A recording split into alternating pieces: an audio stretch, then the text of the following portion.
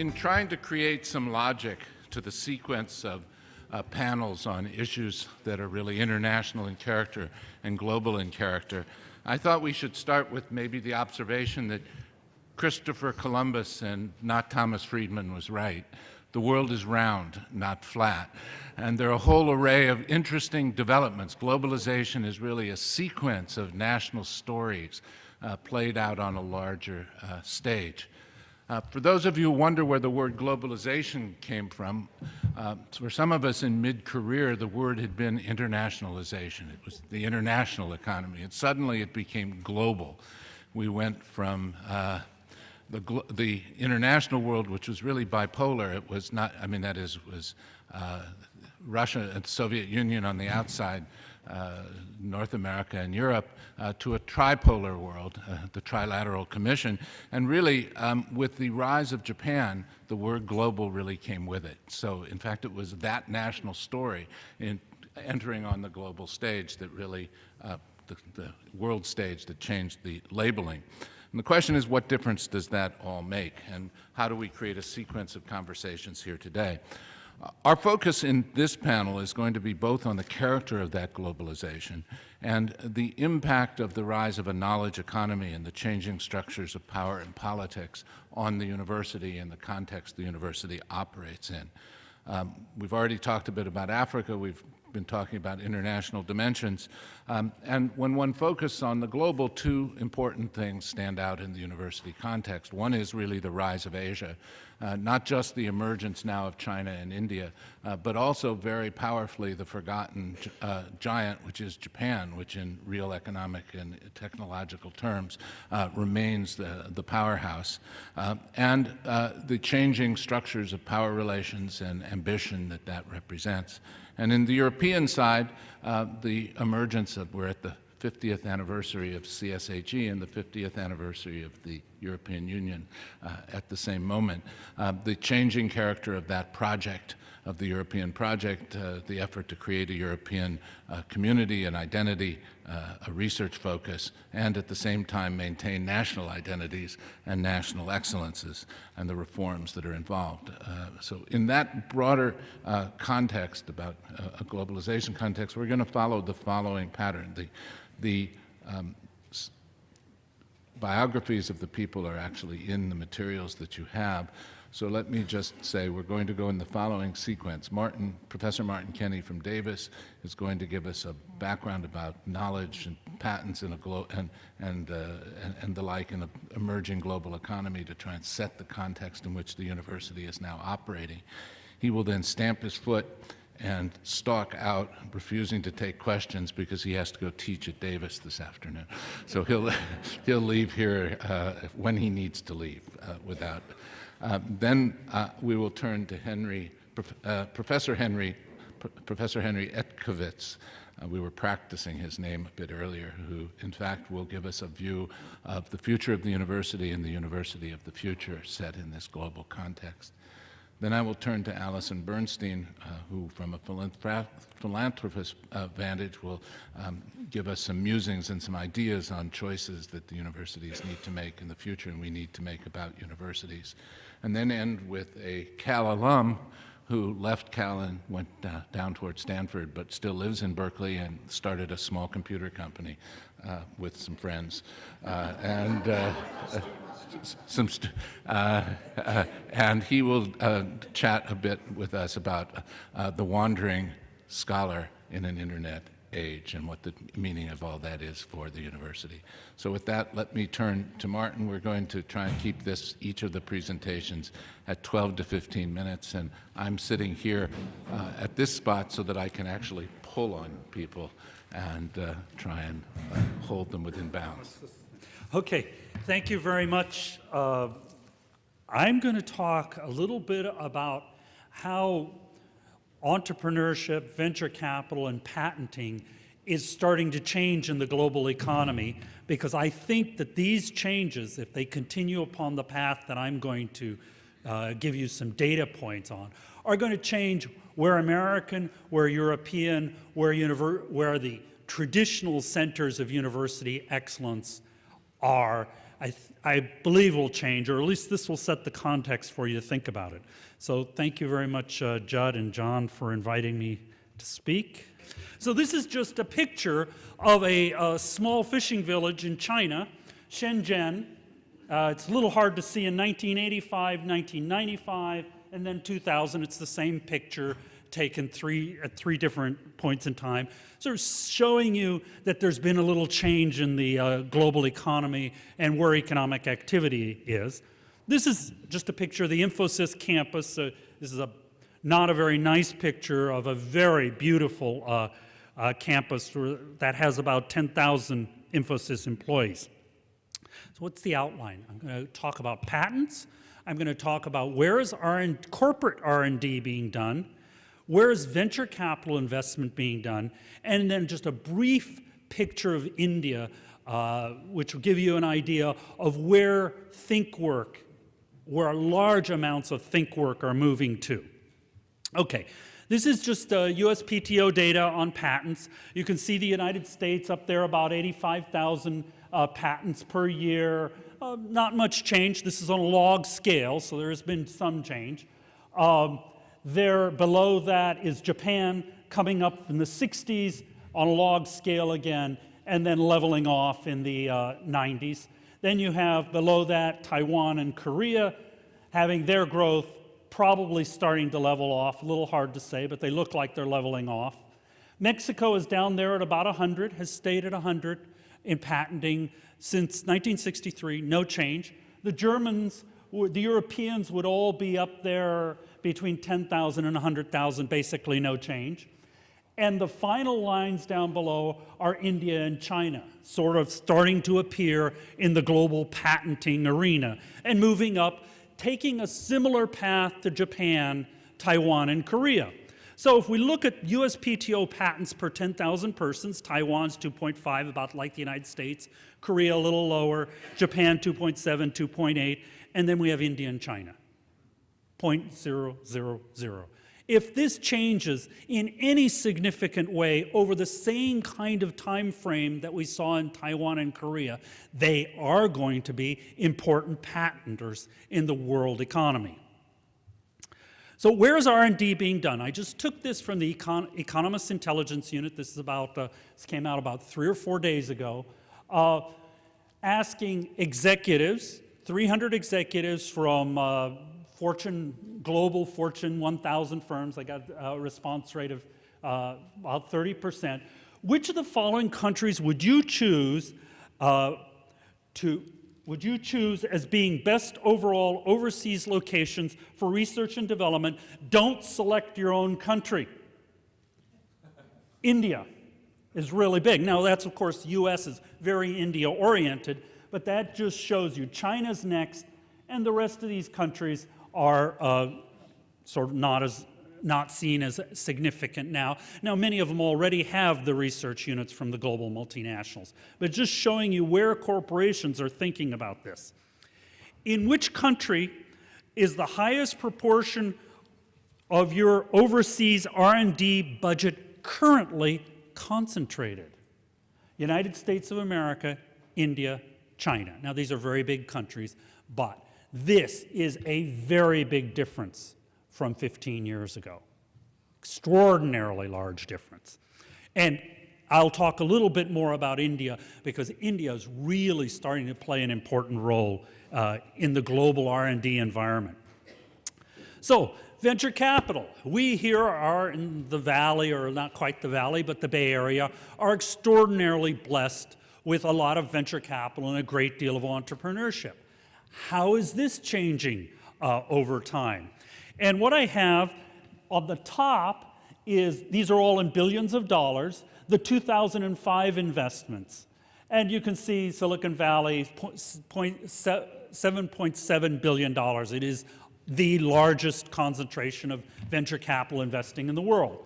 What I direct your attention to is on the other side, where you have China as tied with Israel and India in 2005, below UK and below, basically beyond that, Germany, France, they all would be below those three at 1.1 billion.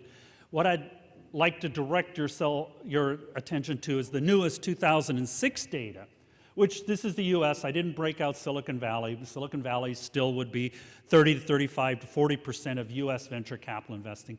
But I would direct your attention to China now as the second largest destination investment of venture capital in the world.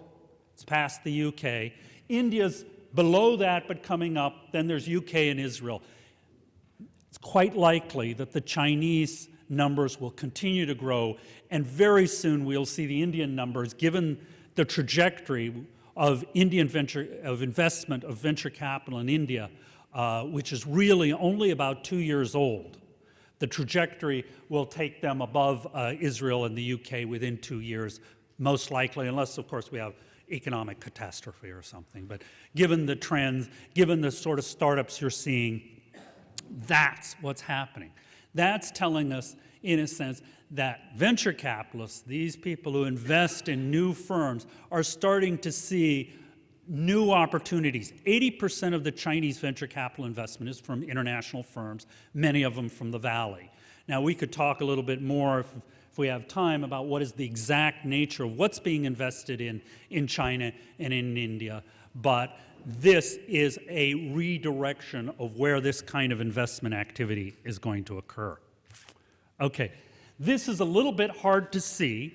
This is a 2006 study that asked venture-backed firms were interviewed and asked, where are the top locations for your R&D?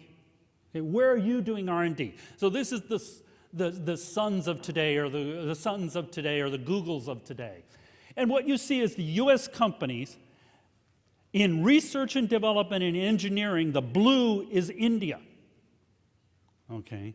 For R&D, and this is again outside of your country, just shows where the US companies are looking.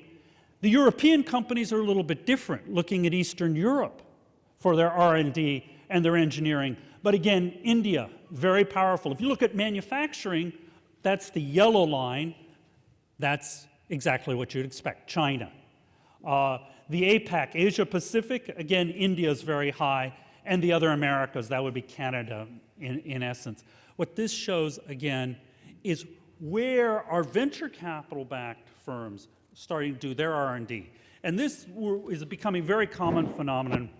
Startup Silicon Valley firm, by the time it has a headcount of 20 or 30, starts an R&D operation in India or China, India in particular, or China. So what that's saying is that they're going to start growing their headcount rather than all here in the Bay Area or in Boston. They're going to start growing a lot of their headcount in India, which is a kind of an interesting phenomenon. We used to think of I don't know, John could tell us, what headcount did you start to go outside Silicon Valley? 1,000?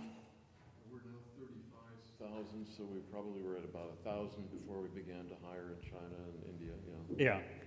So this is a dramatic difference. You're much earlier in the growth phase of a venture capital-backed firm. Are you going to do stuff overseas? And it's not just the manufacturing piece, it's the R&D piece, or at least the D part of R&D. And we could have a discussion of different strategies that firms are using, small startups are using. But this gives you a little bit of an idea of how that component of where our educated graduates are going to be able to go.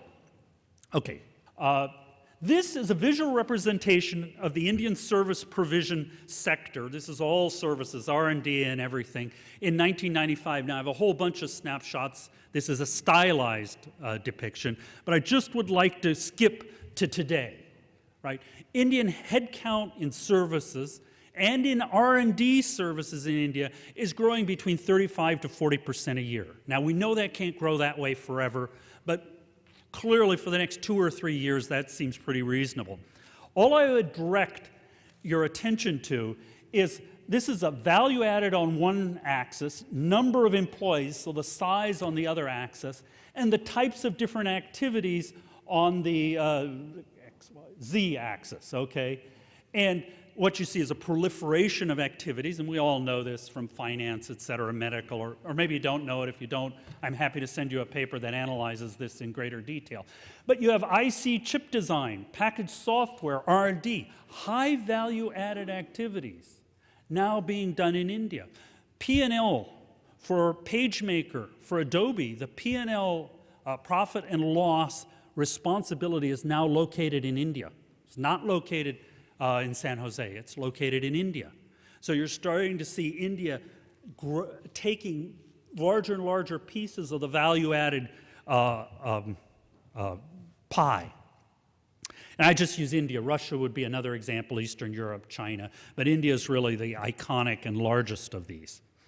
This is just employment in India by selected large non-Indian software firms. And the only numbers I would like you to pay attention to here are the percentage of global employment now in India. IBM percentage now is 18% of global employment. They're at 60,000. By 2010, they've announced they'll be at 100,000 employees in India. These are all graduates. None of these are high school graduates or janitors or things like this. This is mainly graduates. Oracle is a little less at 20%. Adobe's less at 13%. Microsoft is low but growing very quickly at 7%. All of these firms are at this point growing their headcount at about 30% a year. Now, how long can this go given the Indian university system and its ability to educate? A lot of open questions here, but it shows that these corporations now are thinking about the educated workforce of the world in really a profound way. It's different even than 10 or 15 years ago when IBM had a lab in Zurich, et cetera, et cetera. And you're starting to see centers of excellence for these firms being started in countries like India, which is, I think, which will change the global configuration of where the demand for educated people will be. Now, it may be everywhere, but it may be that our educated students will start to compete in wages with Indian educated students. We might see that in the IT space relatively soon. Just, again, data points that for people like you who are really thinking about where the university is going to have to evolve, these data points, I think, are something to bring in. Okay, so closing thoughts. India in particular and China and Eastern Europe, particularly for the Europeans, are new and important locations for R&D, for global R&D. That the venture capital industry now is global. The benefits of having it just here and our graduates getting the advantage, that's no longer the way the game works. U.S. university graduates can no longer be guaranteed, and maybe this is a little bit of a projection, good jobs simply because they're located here. It's a very nice thing that we in the developed world had for a very long time. That's no longer going to be that way. The location for think work jobs in some way, in some sense, it's not to say the Bay Area or Boston won't do very well, but is up for grabs in a way that it certainly wasn't 20 years ago or 30 years ago whenever I was a student. It's hard to remember when that was. So with that, I was very fast. I'm through. Thank you.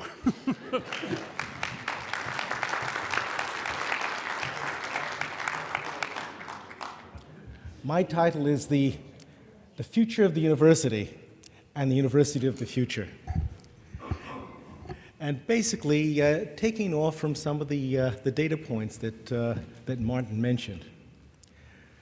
And if we take seriously that we're now in a knowledge-based society, then the university plays a much more important role in society, not only as the producer of trained persons, but also generating the knowledge that becomes the basis of firms. The Entrepreneurial University, in many ways, starts at MIT. Land-grant university, it's not as well known, but 1/3 of the Massachusetts land grant went to establish MIT, along with funds from local industrialists, at a time when the Boston region was the major industrial center of the United States. But it was a professor from the University of Virginia in a rural area who had the concept for MIT as a science-based technological university that would infuse new ideas and technology from basic research into industry. But it was a small teaching college for many years, and as it began research, it drew in professors from industry who became the first researchers at MIT. But MIT, as it developed, also began to develop humanities departments of a special character, oriented towards technology. And why was this? At the time, Harvard had offered to merge with MIT, but MIT kept its independence, but trained engineers in a broader way than was conventional, on the belief that engineers with a liberal arts training would rise to the top of the firms, and so that MIT graduates would be the CEOs, rather than working for Harvard graduates with their broad-based liberal arts education. And we can see a similar evolution at Stanford, we may say the second entrepreneurial university. And so the Entrepreneurial University incorporates both the ivory tower and Humboldtian models as it takes on this mission of generating knowledge and firms. And the future independence of the university, I think, will also be based on this generation of income from this knowledge. If you look at the current figures, it's still relatively small. On the other hand, I first set forth this thesis in 1983, well before there was evidence such as the Google IPO.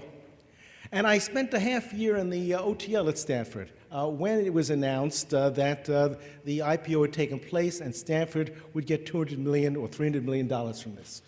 I also interviewed someone in the management corporation at Stanford, a person in charge of private equity there. The administration at Stanford thought this was a great thing, $200 million. Who would have ever thought of that?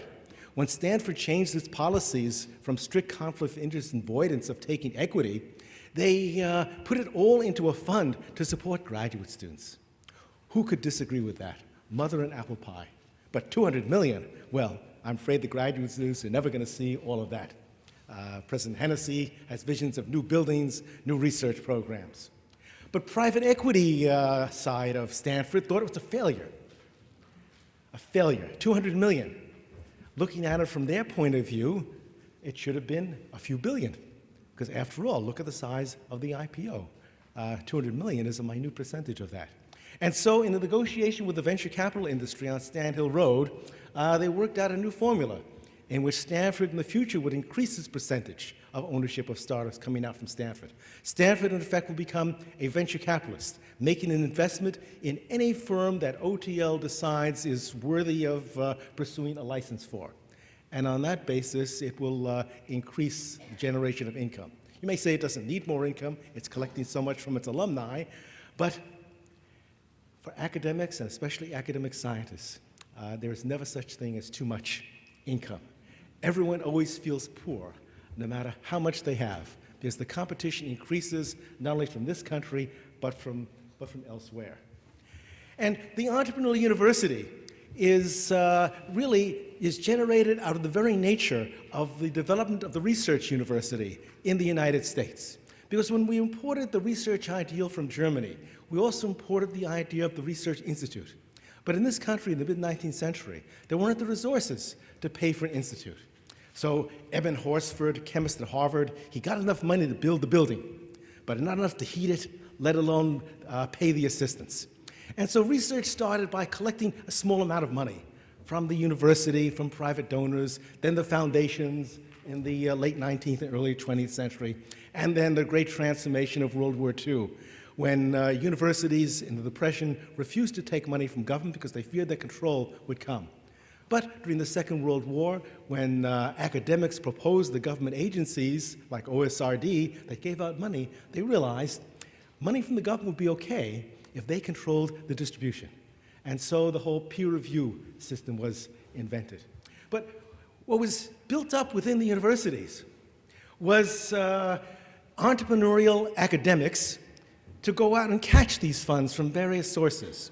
So when I was doing interviews with biotech firm founders in the 1980s, they would say to me, what I'm doing in forming a firm, it doesn't feel that much different from what I was doing at the university. I was negotiating with program officers, now I'm negotiating with venture capitalists. I was publicizing my research at meetings, now I'm going to speak at investors' meetings.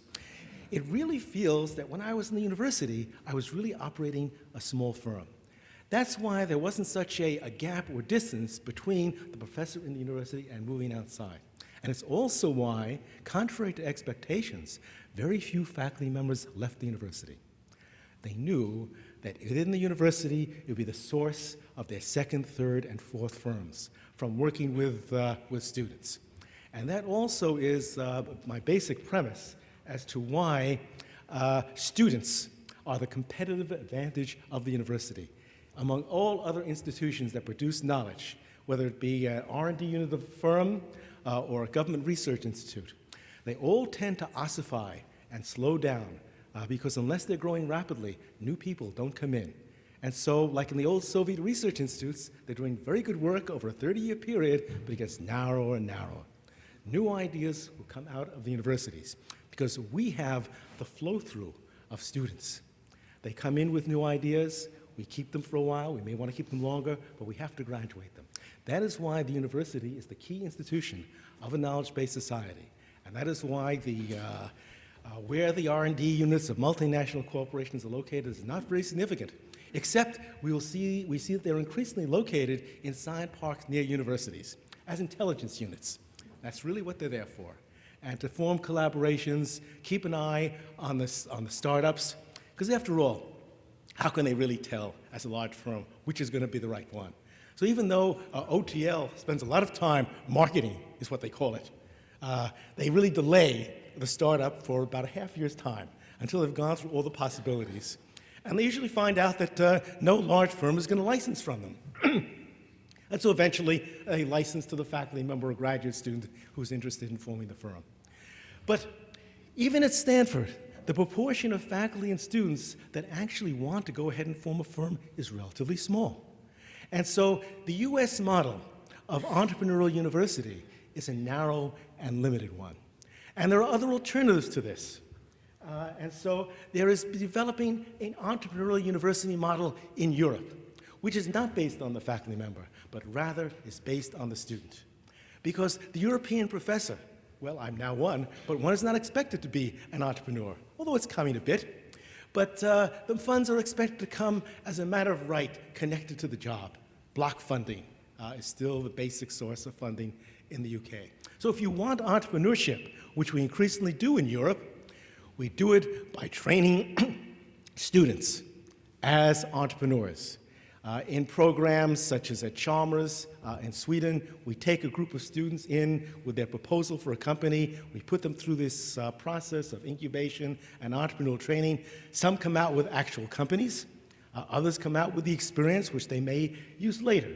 So entrepreneurship as an extension of the teaching mission of the university is the emerging European model. And one can also see this in Brazil, where the model has gone much further, in that it's extended throughout the university, not just encapsulated in the business or engineering school. But the premise is that just as in a university, we teach every student how to write a personal essay. We also expect them to write a scientific paper, the rudiments of putting evidence against hypotheses. Well, so should every student learn how to write the basics of a business plan, setting forth objectives and a market test of those objectives. And that is becoming the model in the Brazilian university, firstly at the Pontifical Catholic University of Rio de Janeiro, where they've extended it across the university. I like to tell my friends that perhaps they should not have gone as far as they did, because one of the parts of the university, of course, is a theology department. And if they encourage entrepreneurship in the theology department, they may get some unexpected results. Okay, so the competitive advantage of the university, we've discussed. The university of the future, I think we'll see incubator facilities, not something off to the side of the campus, but integrated into every department and research center. In the mid-19th century, when the teaching laboratory was invented at the University of Gießen in Germany, it was in a military barracks off to the side of the campus. Today, we wouldn't think of building a science building without the laboratories and the classrooms jointly together. So in the future, I believe we'll see the Incubator Facility together inside the university. So basically, my overall thesis is that the university is playing a leading role in a knowledge-based society. A shift from the 18th century when industry and government were the two major institutions of society. They were now moving to a triple helix model of university-industry-government relations, in which each of these institutions, in addition to playing their traditional role, are also taking the role of the other. Universities playing some of the role of businesses in forming new firms. Government acting as a venture capitalist in supporting this process. In the United States, well, I once made the mistake of calling a book public venture capital. And I was told, of course, there's no such thing. But if you look at the way many of our programs work, like the Small Business Innovation Research Program, they were designed, and I interviewed them, by the founders to encourage firm formation. But it's done under the guise of supporting research, because we cannot say that government is going to play a direct role in innovation at the federal level. Of course, at the state level, it's something else, because states have the responsibility for job creation. And so at this focal point of intersection between university, industry, and government is where new organizational innovations occur. And so the history of the venture capital firm, it originated in the 1930s and 40s in the Boston region. A collaboration between MIT and Harvard Business School, supported by the financial industry. After making an analysis of the region, that the gap in forming new firms was lack of business advice and seed capital. So he invented this new organizational model to provide that. The point of this story is that there's no single one organizational model to follow. The point is to make an analysis of what are the strengths and weaknesses in your region, and then find a way to fill that gap. I'm now running a think tank in the northeast region of the United Kingdom, which is a declining industrial region. And there's a plan to build a great science park on the old Newcastle brewery site. I can tell you right now, it's a fantasy. It will be a failure. The multinational firms will not locate their R&D units in Newcastle. So how are we going to get it to work? When I was here in Silicon Valley, I visited the Haas School at Berkeley. And there was a professor there, a professor of practice, who basically runs a stable of adjuncts. And so I've transformed the professor of practice idea from a teaching model to a research model. And at Newcastle, we are now hiring professors of practice. The idea is there are people who have done startups, like yourself, but maybe you have an idea for advanced research, which is not appropriate to carry on in the company. But if we offered you a professorship, 100,000 pounds per year, half-time, the idea would be that you might take that position. You'll go and get research funds from the councils, and then you might bring part of your firm along with you to Newcastle. So we just hired our first two professors of practice. One is a molecular modeler who's gotten £500,000 from the Cancer Research Institute and is already talking with our e-business professor, hybridizing new ideas. And so the concept has already gone further than expected.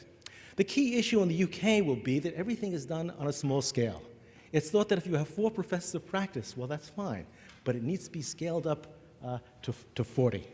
If we can do that, I think then the Science City project in Newcastle can be gotten to work, just as Boston, a declining region in the mid-1930s, is now a technological powerhouse and has gone through several generations of technologies. When mini-computers disappeared, the infrastructure was there in Boston in terms of state programs, in terms of venture capital, and so the next reservoir of knowledge in biotechnology was ready to be moved out of the university and now is the core of that region's economy. Thank you.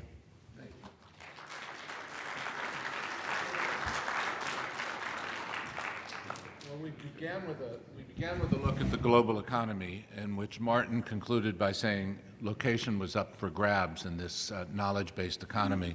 More generally, in an unbundled world in which activities become modularized and separated, in which services themselves become transformed by the application of information technology tools and turned into algorithmic problems rather than just personnel problems, the world has changed rather dramatically. And Henry has told us that at the core of this knowledge society, this knowledge economy, is the university. Core to that is the student body, the students who we educate and send out into the rest of the world. And the critical question becomes how it is integrated with industry and government into an operation in the economy, differently in each place, but imaginatively if it's going to be successful. Now we turn to the broader questions in a way, which is that universities also involve citizens, they involve clients students trying to buy their way into universities, they involve roles in the community, that is to buy education by being students in the community. It's only at some of those private universities that people try and buy their way into the university, that they play significant roles in the community as well as in the economy. And Alison Bernstein is going to help us challenge some of our assumptions about the university of the future. Thank you very much, you. John. I've worked at the Ford Foundation too long with PowerPoints to our trustees when the lights go down. Would someone put the lights up, please? I realize that, that I'm here to represent some kind of diversity. I think the diversity I most want to represent has to do with the fact that there are other functions of the university besides its entrepreneurial function. And I think also I want to say that I understand now why the Ford Foundation was invited. First, let me pay tribute to the Carnegie Corporation of America that had the good wisdom to sponsor this event. My colleagues at Carnegie, congratulations, and the wisdom to fund the center more than 50 years ago, depending upon where you date it. I think it's important to tell you that the Ford Foundation beats any entrepreneurial Silicon Valley institution. We founded our office in India in 1952. And therein lies a bit of my set of remarks. I want to talk briefly in 3 sections. The first section is, what do scholars tell us about what these international trends are and where they're taking us? And here I have to give some credit to Phil Altbach and Daniel Levy because of their most recently published book called, I think the title is Private Higher Education, A Global Revolution. Is Phil here? Thank you, Phil. I should say that a lot of this research was actually funded by the Ford Foundation, so we actually used some of the work that we helped to fund. They've written, and others who are part of this compilation, and I urge you to read it, Private Higher Education, A Global Revolution. They talk about many phenomenon, but I'm going to encapsulate it into 3 M's, and I'm not talking about Minnesota mining and manufacturing. The 3 M's that they talk about are McDonaldization. That's a phrase coming out of your book, but I'm going to steal it, Phil. The second one, massification. If it were Henry Ford up here instead of me, he would call it mass production of higher education. And marketization. Those 3 M's that characterize the privatization, the global revolution that has, I think, both positives, but for the purposes of this conversation, some very troubling aspects that I want to associate myself with, not as a scholar, I'm a philanthropist, but by mentioning the fact that the Ford Foundation had an office in India in 1952, I should also mention that the Ford Foundation has an office in China, in Beijing, in Rio de Janeiro, in Brazil. You name one of those countries that Professor Kenny and others have been talking about in the Global South, and the Ford Foundation either has been there or is still there. And I can tell you that one of Ford's great contributions has been the development of higher education in virtually any of those places in the world in which we've had a footprint. And since we're 70 years old, we've had a long footprint in many different places. That said, we at Ford feel a little bit like the United States in the following sense. Up until 2005, Like the United States, we were the biggest kids in the block in terms of higher education enrollments. But as all of us in this room know, since 2005, higher education enrollments in China surpassed the United States, and higher education enrollments in India are right behind us. So we're sandwiched, the United States is sandwiched between the massifications of both China and India. The important figure, though, to remember is that our higher education enrollments represent roughly 50% of the traditional age cohort. China's enrollments represent about 20% of that cohort of traditionally aged students, and by that I don't want to suggest for a minute that they're the only students we ought to concern ourselves with, but just sticking with that. And India's represents only 10% of the traditional age cohort. So India is on an upward curve of massification and marketization and McDonald'sization in a lot of ways. And I think one of the things that we all ought to talk about is what those words mean. Sitting in Berkeley, and I'm delighted to say she is here, I always remember Pat Cross, K. Patricia Cross, and want to pay tribute to her because she was one of the first scholars to talk about student-centered learning.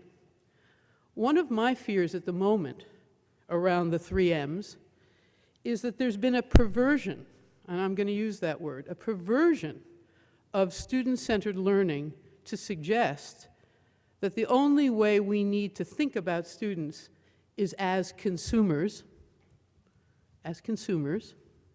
to whom we bring markets. They are markets. We look to them. We fill our coffers, especially those institutions in the global north, and also as future corporate employees. And those are the only 2 ways we talk about these students, either as consumers or as corporate employees of the future.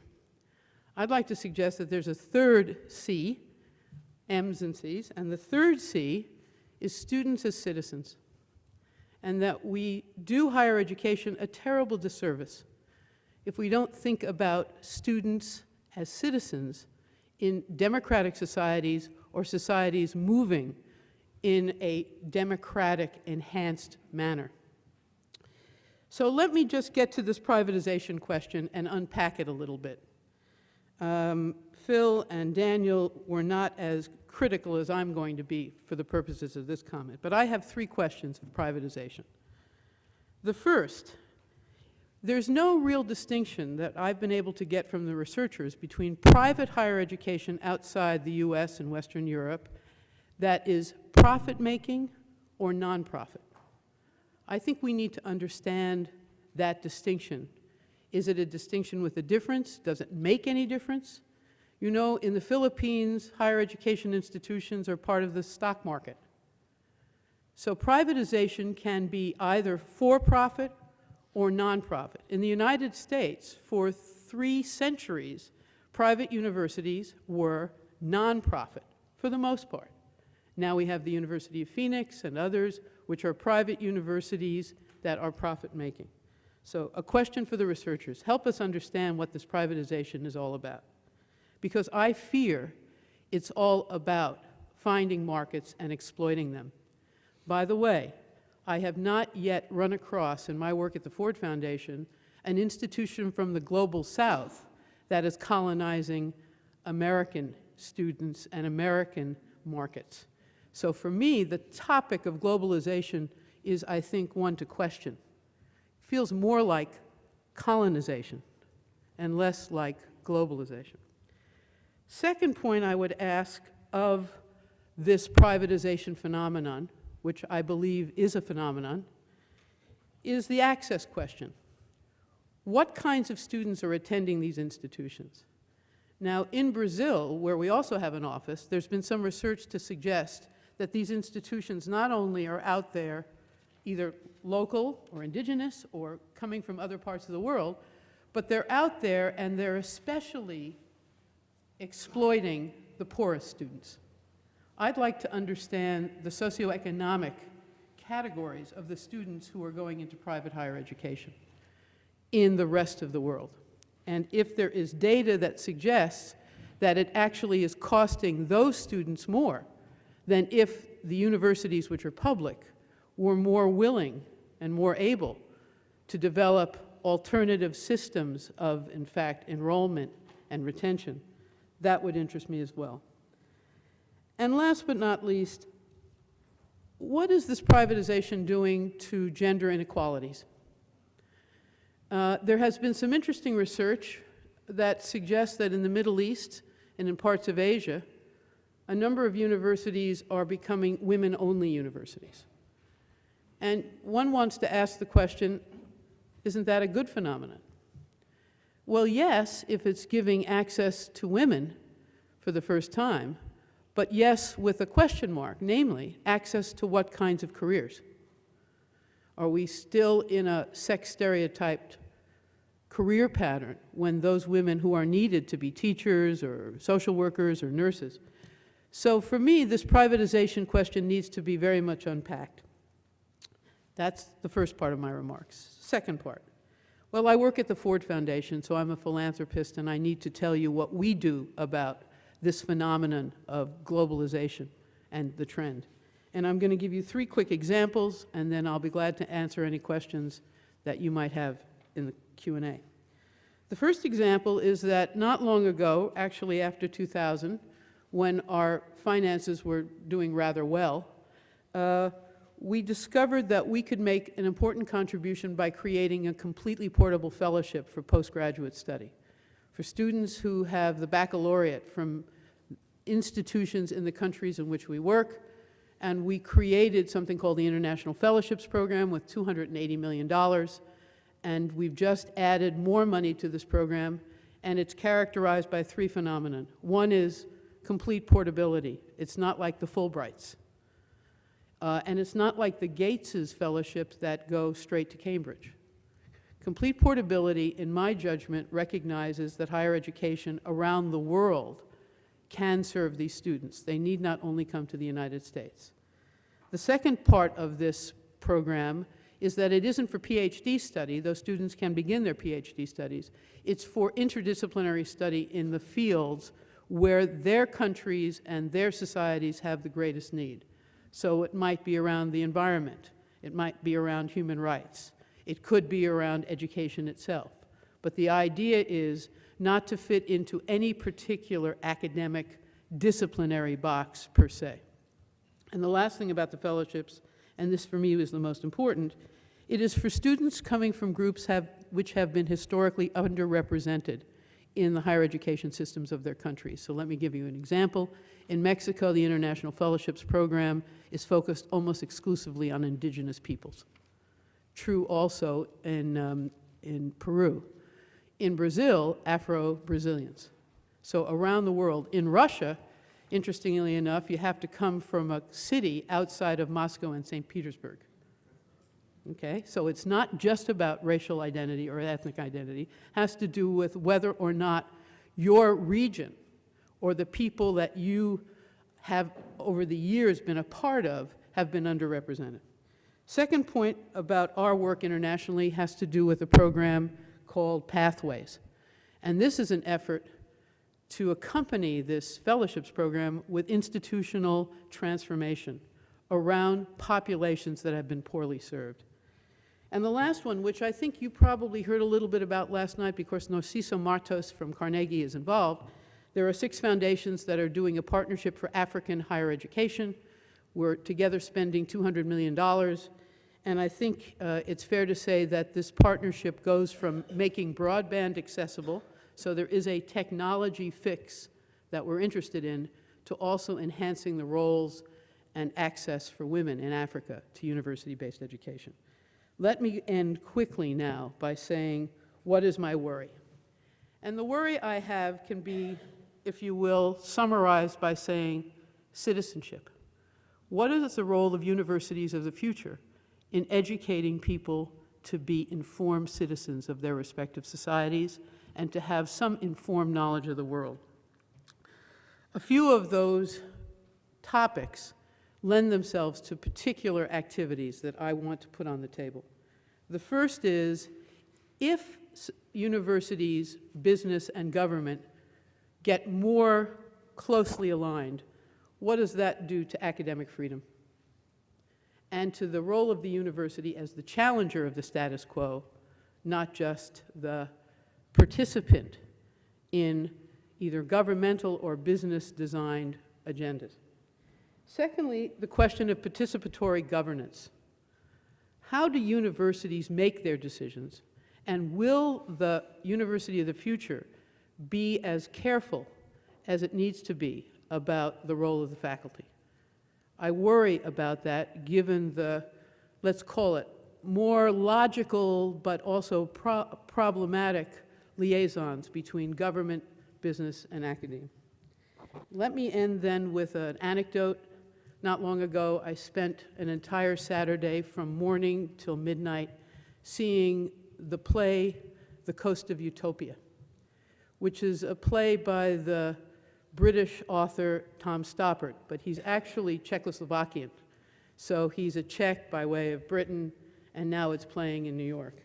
And one of the most moving things about this play was it begins with a bunch of university students. Now, these university students were probably more constructive than Mario Savio and his gang here in the free speech movement at Berkeley. But I do think, and this is important, I do think Berkeley is an icon for issues of free speech and citizenship.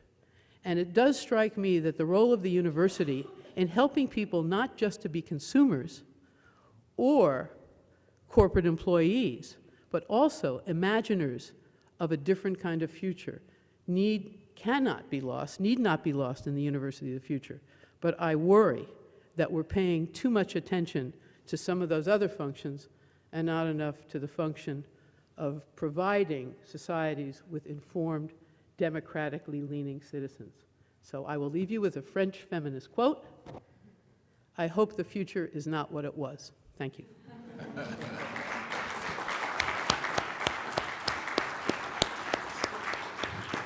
2 seconds. Alison Bernstein has done a wonderful job of taking us from the confines of the economy via the student, asking what, in fact, that means for the student to be at the center of the university, because they're also not only an economic fixture, but a social fixture, a citizen fixture in our societies. And I think she raises some very important questions. One that I would like to just remark on in this transition is that this notion of what privatization in the university means, the private for profit and the private for nonprofit, is a very basic question that goes beyond the university, which is we've gone from a society in which the public objectives were pursued through administration to a world in which we now try and pursue, often very effectively, many of those public purposes through markets.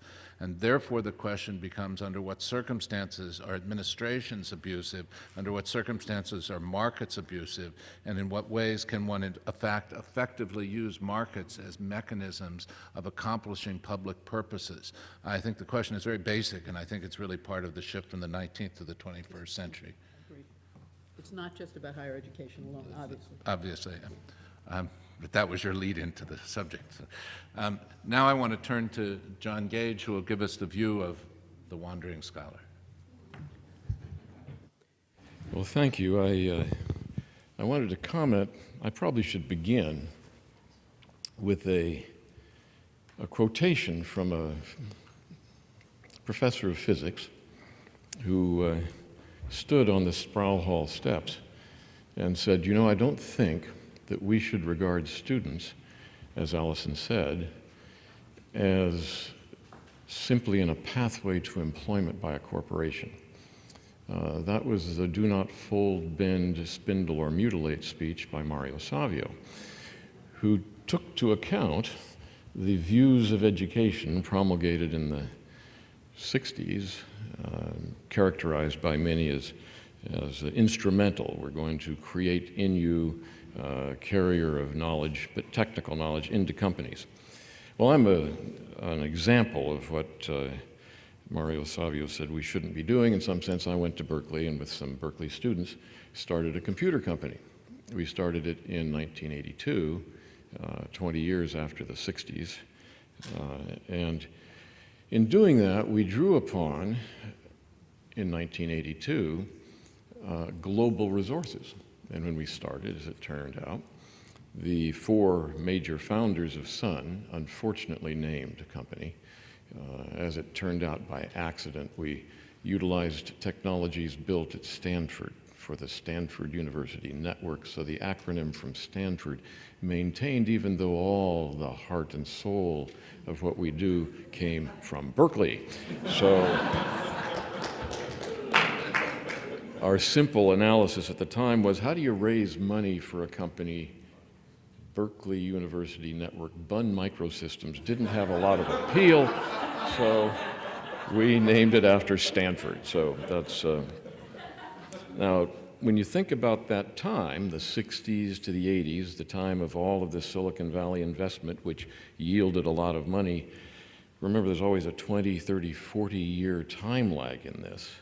So every investment made in the 40s and 50s in linking knowledge of how to make a semiconductor or a circuit board turned into the 70s and 80s Fairchilds, which turned into money back to Stanford and to Berkeley and to Xerox, turned into 80s and 90s money, which came back. Andy Bechtolsheim, German, Technical University of Munich, Sun employee number 1, managed to invest a few $100,000 in Larry and Sergey, graduate students, and that turned into about $6 billion return.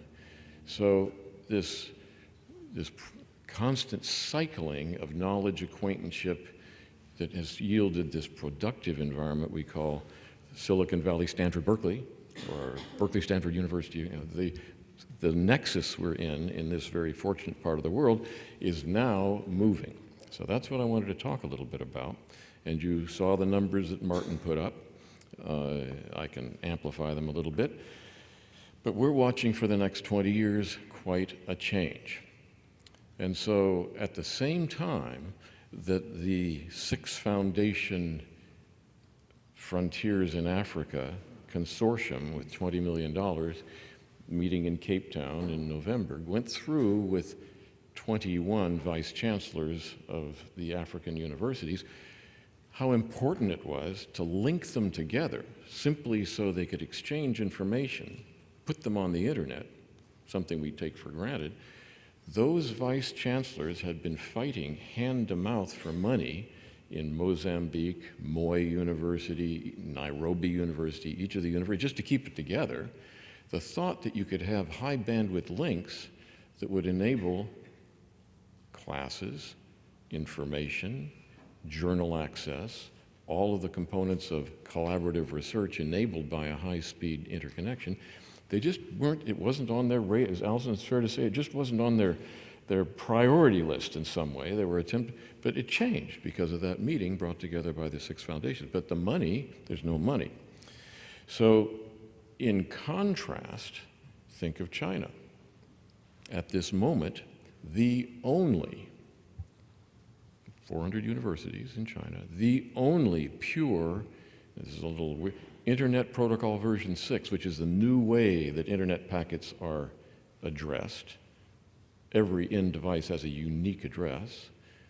If every end device has a unique address, you can write applications that would monitor every sensor in this building for energy use or water use or seismic activity. You can create complete new applications. The only pure IPv6 network in the world, and a very high-speed one, is linking 400 universities in China, not here.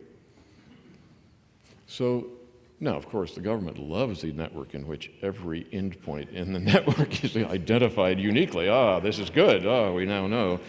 Those Berkeley people that get up and send faxes to China to cause trouble during Tiananmen Square. My God, we've got their return address now, so we know where they are. So there are aspects in this technical change that are important. So I thought I'd steal from the very first, when Grant said, the wandering scholar's an old phenomenon, I looked in this room. Look at all the wanderers. Every person in this room has just gotten off the plane in the last week or two. Everyone in this room is moving from place to place. Everyone is living this life of interchange at a global level of information. Behind the scholars lie the upcoming generations of scholars, which we, as industrials, will try to hire. And then I like this phrase, what is a hanging offense? What was the hanging offense? We heard, I wrote down some quotes here. Sheldon said, well, aside from many universities would be pleased if their faculty would stay home for a while, he said that in his age, the hanging offense was cheating. The ethic of the faculty said, this is how you do things. There are ways that you do things. We, the faculty, will give you guidance. Don't take that course. We won't say it publicly because we have to go to the faculty club and sit next to the person we just thought was an idiot, but we give guidance, and there are standards, and there are standards in your work, and that's what it means to rise in the scholarly profession as a scholar. Trust and truth. Being able to publish things and see things. So I subtitled my talk, What's a Hanging Offense in the Era of the Internet? Because suddenly things we didn't think could happen, students with cell phones in an examination exchanging text messages, or the phenomenon, notice no one here does what you'll find in an engineering or a business meeting. No one here has on their lap an internet-connected device that lets them check the veracity of the statements made by the speakers at the podium. So I did a quick check. I can appear to know this. I had no clue. When Ford says that in '52 we were in India and you poor computer people were nowhere, I go back to, which I just discovered, Henry Ford driving out the 20th million Ford vehicle that he sold in 1931. So 31 to 52, it's 21 years it took Ford to find their way to India, even with an enormous amount of money, you know, so there are, we barely got going in the, you know. It took Ford almost 20 years to go from Dearborn, Michigan to New York City. I just want to make that point. All right. A long walk. If only those, just crank that Model A. That's our view of these things. So I thought, okay, so if I'm going to talk about the environment we're facing, and there's a monetary side, and I'll show you something in a second about some good news, but it's more in the world of, oh my God, here we're all linked, and what's that mean for, will everyone doing scientific research be forced to allow their complete data sets to be seen by other people? Seems sort of in the spirit of scientific research. Let's look across the faculty and find who fight that tooth and nail. Can the journals begin to require that there are revelations about personal links between those publishing and the, let's say, the pharmas as an instance, or these things in the last week or two about every doctor out there is on the payroll? All these elements, which are now becoming more and more prevalent in what we do day to day, are enabled in some sense by, we could call it the Wikipedias or the ability to cruise around the internet, or the Google, something that lets us discover things which in the past were hard to find and now are quite easy to find. So I made a tiny list. I think this may still be too small, so I'll make it a bigger once again. All right. Here's a little list. I just for fun, 10-centimeter imagery. What's that mean? That means that the Google twins, Larry and Sergey, graduate students, each worth $10 or $12 billion, said that they'd spend a couple of $100 million of Google's money to enable Google Earth to have pictures at 10 to 20 centimeter resolution of the entire surface of the Earth. Which means that our kids and our kids' kids are going to have a very different attitude about what you can see and what you can't see and where you go and what's visible. If you cut a tree down in Cameroon, in the past you could do it with impunity, and now you can see the pictures. So global deforestation takes on a new immediacy when you can see it. 1 meter location data, 1 millimeter locational data. I didn't know this until Richard Newton and I were attempting to put a program together to take a survey of every structure in Berkeley. From the roof of the Berkeley City Hall, there's an antenna. They receive the GPS signals, as your telephones, some of them do, that locates you with about 10 or 20 meter accuracy. They compute the error in the PC at Berkeley City Hall that says, we're here, the satellite stuff says we're over there, we compute the error, and we send it out by radio across all of Berkeley so that a differential GPS unit can tell you where you are with millimeter accuracy. This is very interesting for contractors who are supposedly obeying what they said they'd do in repairing your kitchen by moving the wall over a foot. It's now marked, located, millimeter, well, 10 millimeter accuracy in locating anything on the surface of the Earth. This is new. We've never had that before. Spies have had it a little bit, but not so much. The ubiquitous communication, cell phones in the examination room, people linking constantly to flows of information. I put in virtual immersive environment. I'll show you in just a second, but there's a bunch of kids in San Francisco that created this imaginary game world called Second Life, where your avatar wanders around, meets others. IBM has almost 2,000 engineers every day taking courses on the IBM Islands inside Second Life. Why? Because, I don't know how you'd say this, psychoactively, but not quite right, the psychological impact of seeing John's avatar, distinguished, white-haired, this slim. There you are in a meeting with other people. It's not them, it's their avatar, but your brain believes you're really there. It's an experience at a lower cortex level, below the cortex, of you're being there, you're around with other people. The TED conference last week, very lauded in the New York Times, brought 1,000 people into a room and brought thousands of people not in the room, virtually there, to experience this environment. This is something we've never had before. So, 5 minutes, okay, so I'll show you. So what's the environment coming up? That's the environment. It's something, I made a quick, I thought I'd do a little show and tell here. So here we are. This is just the Google Earth thing that anybody, any kid can now reach. And if I say, let's fly, so we come down on us, and imagine the imagery is, 10 centimeter imagery, which means we can see your bicycle parked outside the building. And then from the Lippmann room, right there, we can go off to other places in the world which are very close to us.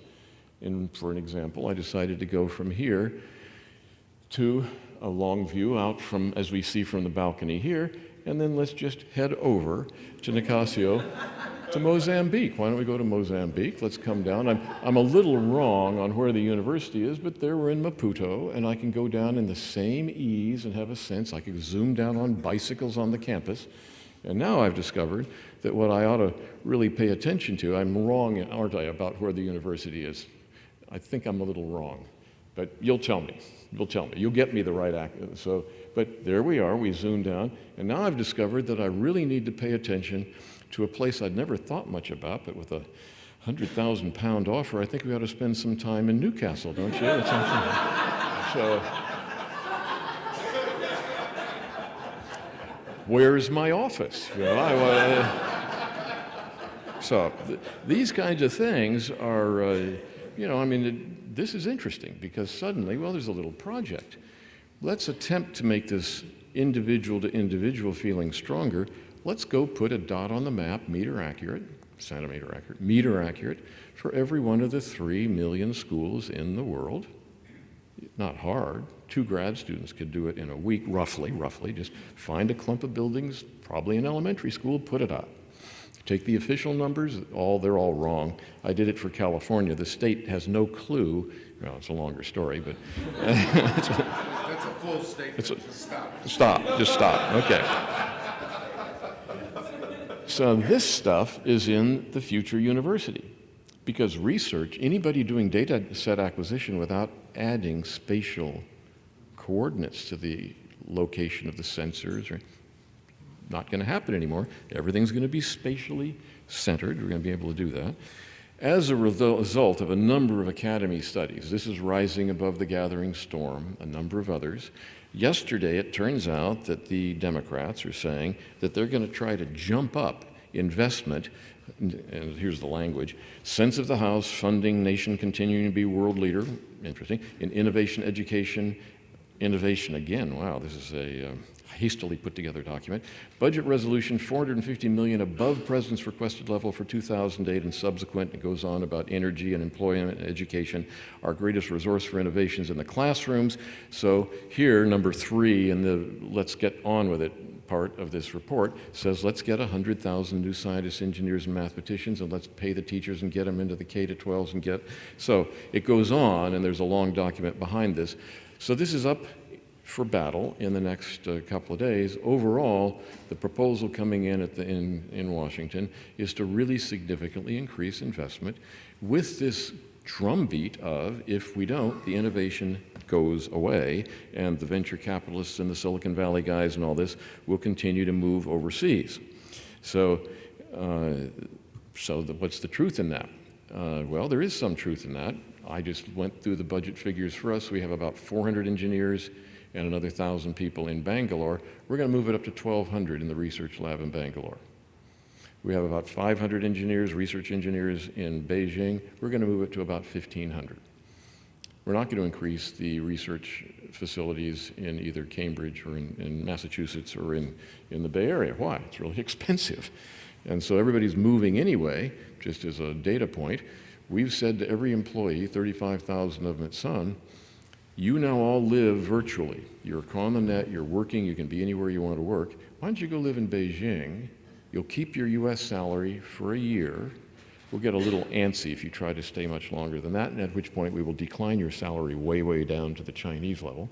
But if your family's at a state where you think it's a good thing for your kids to learn to speak Mandarin fluently, you can as easily live in Beijing as in California because all the networks there, we have gigabit networks running around, the apartments are very nice, and you're going to be required to do one thing, which is go sit at lunch with a bunch of Chinese engineers.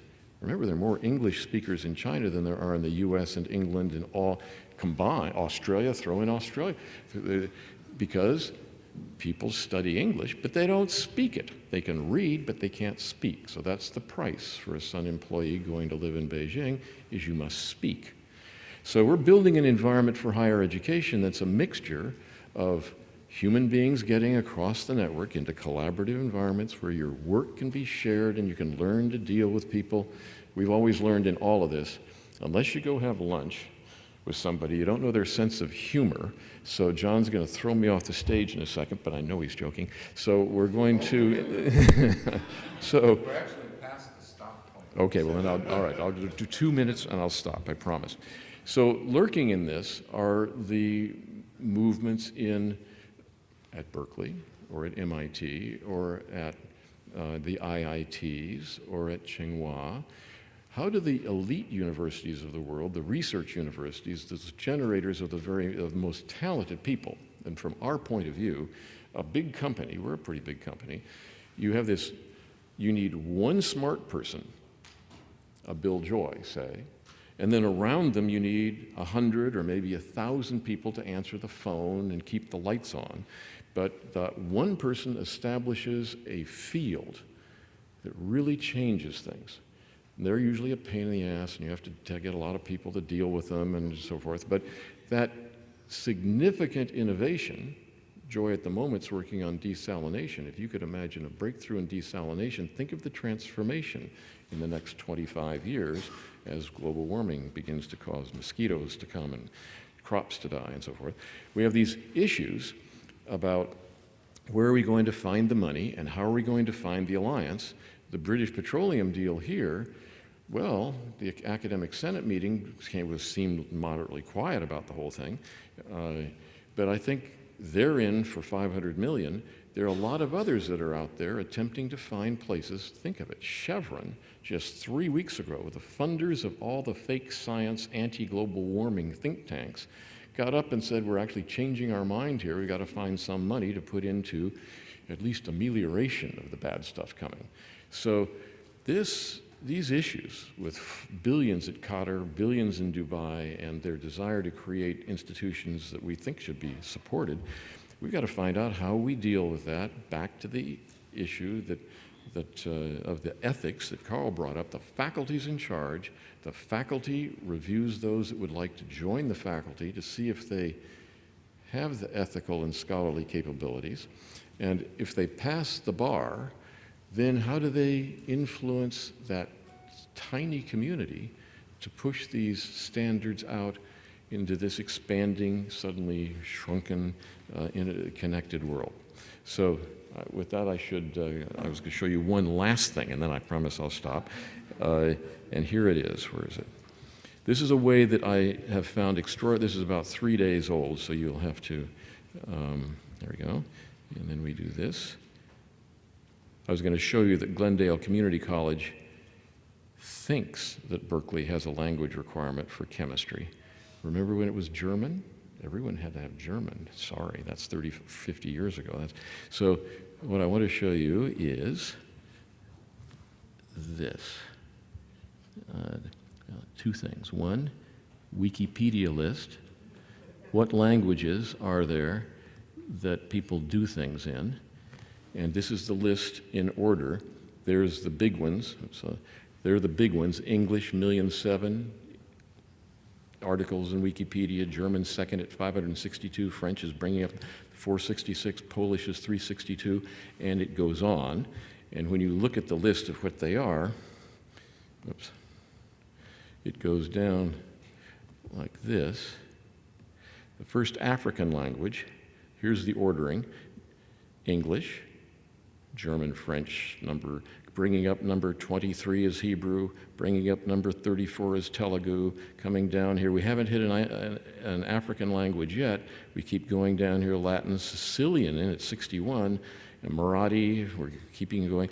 At about 100, we get here we have Kiswahili, 93. So, how many pages in that encyclopedia are there? 8,000. I stopped. All right. So my reason I show you this is that this globalization has this impediment where the local languages are not in the game, and there's a massive and quick way to change this. And then the last thing I put on the screen is this. This is how we're going to be able, in a scholarly way, to allow the data to be shown. This is UNDP and a variety of UN data. This is an animation of, in this case, income, the movement of the great big red thing, that's China. And the little guys are the other countries. And this shows a 60-year time series, and you can pick whether it's level of education or infant mortality or whatever. This ability to suddenly take scholarly data and see the path, and in every path there is a story. If I go back to the beginning and I pick, or I just choose to pick, let's say Mozambique here, we just put this up a couple of weeks ago. Here's Mozambique's story. There's Mozambique, boop. And we say, now Mozambique, I'd like to see you, let's see if I just unclicked it. Let's watch your path, Mozambique, over this period of time. How did you do on income getting richer to the right and on life expectancy? Not so good. And if we take a look, for example, at South Africa, it's the last thing I'll show you. Here's South Africa. So South Africa, they're checked. Let's watch South Africa's movement getting, can we see them? No, I've got to go back a little bit. There's South Africa. Watch it play out over the last 30, 25 years of data. Richer. That's more life expectancy headed down. So you can just get a sense in 10 seconds of all these things we've been talking about. How do countries change? What makes the change? At what point was that sudden decline? And there's a story there, if you probe, that lets you see what the role of the universities can be in finding those moments when countries are going down like this or going up and changing the trajectory of the lives of the citizens. So I'll stop with that. Since we don't have much time, I'll just be really brief. About India, and I wish I could ask it to Professor Kenny, but maybe you would have, Mr. Gage, a comment. My problem, having watched Indian higher education for 40 years, is I wrote an article which was titled Tiny at the Top. I mean, the quality sector in Indian higher education is extremely small. And do you guys think that you're going to run into a severe problem of not just numbers of graduates, but the quality of graduates who can work in your and other firms there real quick? I could go on, but I won't. The answer is yes. When we started, Vinod Khosla, IIT Delhi, employee number 8 or 9, IIT Mumbai, or another one, IIT Kanpur, the most boring, interminable discussions laced with Indian metaphysics, wasted so much time about the quality distinctions between the IITs. So few people come out of those schools, and they're world-class, I mean, unbelievably good schools. At the moment, the 80,000 employees of Infosys, drawn from India, sorry, there aren't enough Indians to fill the slots for Infosys. They're opening a lab as of a month and a half ago in Malaysia so they can hire people from the Science University in Malaysia and a number of other places. So everybody in India is feeling this enormous disparity between the very elite and wonderful IITs and then the huge drop-off in quality. So that's why you'll see in Andhra Pradesh and other places serious investment in this next level, a lot of business schools and so forth. But China did a much better job in, and if you look in, I was just in Chengdu, 13 universities in Chengdu. I must say, and a number of chancellors are in the room, that Berkeley does not look as good as Chengdu. The lecture halls, the facilities for the students they spent a lot of money. And there's a significant state council realization that that level of investment is going to yield, and they're quite confident of it, very Chinese confident. China will inevitably lead in all of these areas. And so you United States people can catch up if you want. Now, it's not true in pure science, but in engineering, there's an enormous impetus in coming from this next level of very good universities. It's not often realized, but the IITs, which are considered the elite of universities in India, are basically teaching colleges at a very high level that are just beginning now to get into research, hiring in researchers from industry. Basically, they're at the transition stage that MIT was in the late 19th century. But we tend at a meeting like this to focus at the upper level elite universities.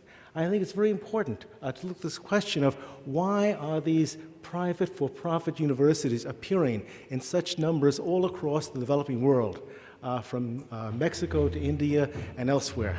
Well, I was recently offered a job, a part-time job at a private university in Brazil. So I had an opportunity to meet with the leadership of this university and discuss with them things like who their students are.